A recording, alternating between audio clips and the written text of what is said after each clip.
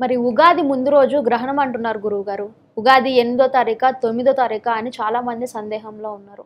మరి ఈ గ్రహణం గురించి కొంచెం క్లుప్తంగా చెప్పగలుగుతారా? తప్పకుండా అమ్మా. మనకి 8వ తారీఖు సూర్యగ్రహణం ఉంది అని చాలామంది అపోహపడుతున్నారు. హ్మ్. అయితే గ్రహణం అయితే ఉంది కానీ మన దేశంలో అయితే లేదు ఆ గ్రహణం.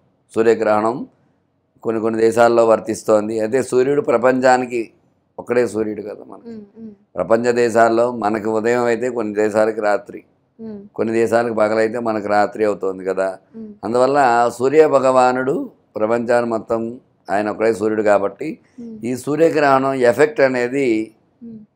ఈ కొన్ని రాసుల మీద పడుతుందన్నమాట. దానివల్ల ఈ గ్రహణం ఎఫెక్ట్ అనేది మనకు కూడా కొంతమందికి వస్తుంది. హ్మ్. అయితే మన దేశంలో లేదు కాబట్టి మనం పెద్దగా పట్టించుకోకర్లేదు. ఎందుకంటే ఎక్కడో జరుగుతోంది ప్రమాదం, మనకు లేదు కాబట్టి.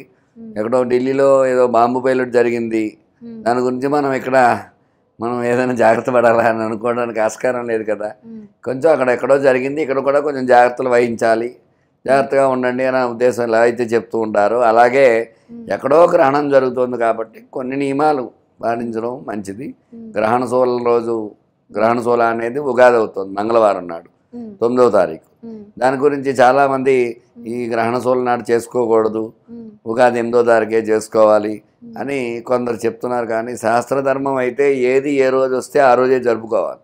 హ్మ్.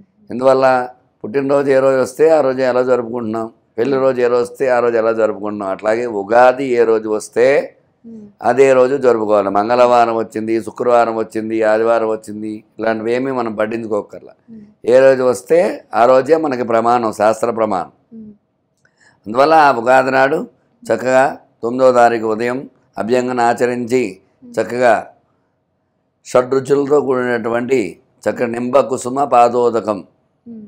ఆ పాదోదకాన్ని చక్కగా తీసుకుని ఆ ప్రసాదం, ఉగాది పచ్చడి అంటారు కదా, ఆరు రుచులతో కూడిన పచ్చడి ప్రసాదాన్ని అందరూ కూడా తీసుకుని చక్కగా ఆ యొక్క ఆ రోజు నుంచే వసంత నవరాత్రులు ప్రారంభం.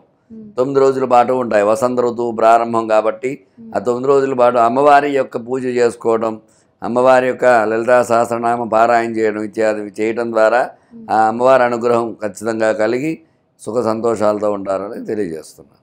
సో, విన్నారు కదా! ఉగాది 9దో తారీఖునే వస్తుందని గురువుగారు చెప్తున్నారు. గురువుగారు ధన్యవాదాలండి. మా అందరికీ ఉన్న సందేహాన్ని తీర్చారు ఈరోజు మీరు. ధర్మం, మర్మం, శాస్త్రం, స్తోత్రం ఇలాంటి మరెన్నో విషయాల గురించి తెలుసుకోవడానికి సబ్స్క్రైబ్ చేసుకోండి ఆధాన్ ఆధ్యాత్మిక.